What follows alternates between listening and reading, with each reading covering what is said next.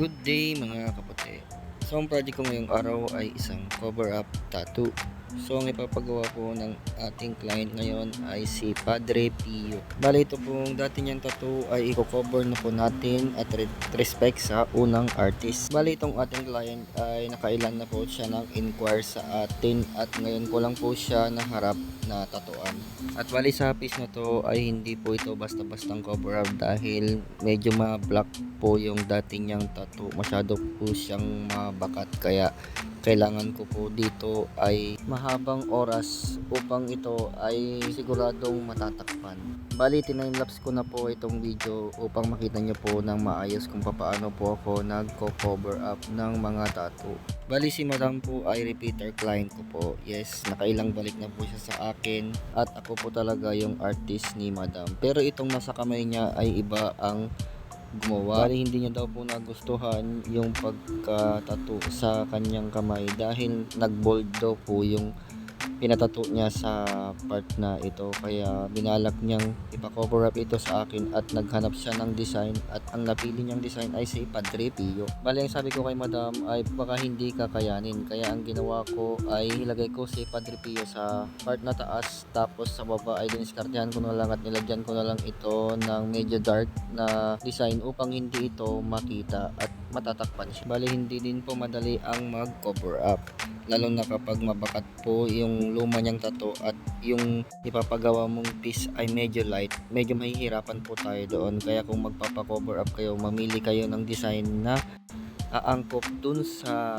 dati yung tattoo at yung natatakpan siya. At mayroon pa naman po isang option na pwedeng gawin upang matakpan din po yung ating mga lumang tattoo. Yun ay ang advanced black and gray. Opo, advanced black and gray po kalimitan ng ginagamit ng mga ibang artist upang matakpan po yung mga lumang mga tattoo. At ako naman ang ginamit ko dito ay pure black lang at konting gray lang ang ginamit ko upang mas maganda po siyang tignan at hindi po masyadong dark ang kalabasan nitong magiging bago niyang tattoo. At dahil portrait itong ginagawa kong piece ay kailangan po na dahan-dahan lang po ang pag-blend upang makuha ko yung tamang shading sa ginagawa kong piece. At ang ginamit ko nga po palang karayom dito ay 3RL, 5 round magnum, 7 round magnum at 13 round magnum. Opo, ganun po yung mga ginagamit kong mga needle sa mga ganitong mga piece, pero depende po yun sa artist dahil minsan ay gumagamit lang sila ng iisang karayom katulad ng 3RL all the way na po yun. Minsan naman gumagamit sila ng pang shading 5 round magnum, all the way na rin din po yun hanggang matapos. Bali ganun din po ang ginagawa ko dati, kaso lang tumatagal lang lalo yung ginagawa kong piece, kaya ang ginagawa ko ay gumagamit ako ng mga iba-ibang karayom upang mapabilis din ang pagtrabaho ko sa mga ginagawa kong pyesa. At bali sa pagtimpla naman ng mga pang shading na pwede nyong ilagay pang nagsashadow kayo ay magpatak lang po kayo ng pure black, tapos sa isang bottle ay pumatak po kayo ng 2 drops, 3 drops at 1 drops.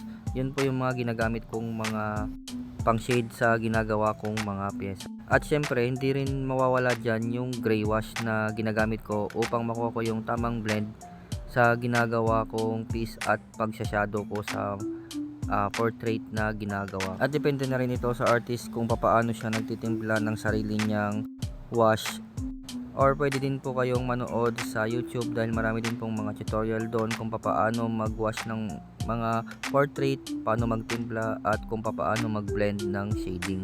Bali nandito na rin po ako sa part na baba at ang ginamit ko nga po pala ditong red ink ay Eternal po. Yun po yung ginagamit ko kapag sa mga ganitong nagko-cover po ako ng tattoo. At medyo mahirap nga po talagang i-cover ang mga ganitong tattoo lalo na kapag black na po siya dahil sobrang patak po nung dati niyang tattoo. Pero ni-request po ng ating client na gusto talaga niya yung red ink na ilagay dun sa part na baba dahil ito po ay diamond. Dahil pangit naman daw kapag puro black lang. Di bali nang may mahalatang konti, basta makover lang daw yung luma niyang tattoo at lumitaw lang po si Padre Pio dito sa part na taas. At syempre yun din ang request ng aking client, kaya yun din ang ginawa ko sa request niya at pinagbigyan ko ang kanyang kahilingan. Pero kung ako lang ang masusunod ay puro dark at gray wash at advanced black and gray po ang gagawin ko dito sa piece na to. Pero dahil yun po ang request ng ating client, wala pa akong magagawa at sinunod ko lang po yung sinabi niya. At yun naman po, at nagustuhan naman po niya itong ginagawa namin cover up dito sa kanyang kamay na portrait tattoo.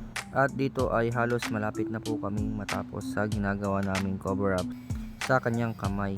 At dito ay halos malapit na po kaming matapos sa ginagawa naming cover up.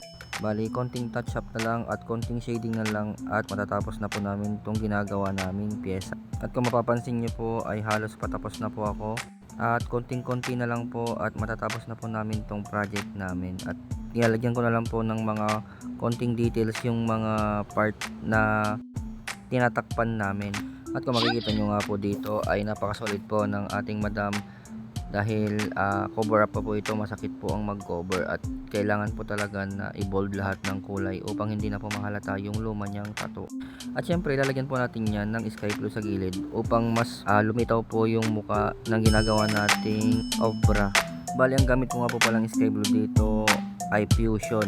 Yan, yun po yung ginamit kong pinang background dito sa ginagawa kong piece. Yan, halos puti na po yung last na ilalagay natin dito sa piece. Ang ibig sabihin po niyan ay patapos na po ako.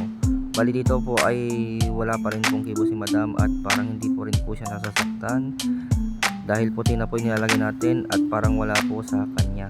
At kung makikita nyo, may mga part pa dyan na nahahalata yung dati niyang tattoo. Okay lang daw po yan, wala naman daw pong problema.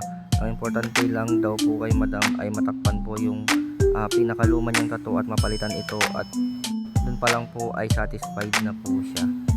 Dahil yung kulay red po yung nilagay natin dun sa diamond at dapat gray wash, ganun po sana. Wala po tayong magagawa, yun po request ng ating madam. At ito na po pala yung finished product at total of 3 hours po. Yan po, inabot po kami ng 3 hours dyan sa cover up tattoo ng ating madam. At maraming salamat sa inyong panonood. Huwag niyo pong kakalimutan i-follow, i-like, i-share ang aking Facebook page na Raymar Manuel Esteban, Esteban Tattoo at Esteban Tattoo Kamiling. Maraming salamat.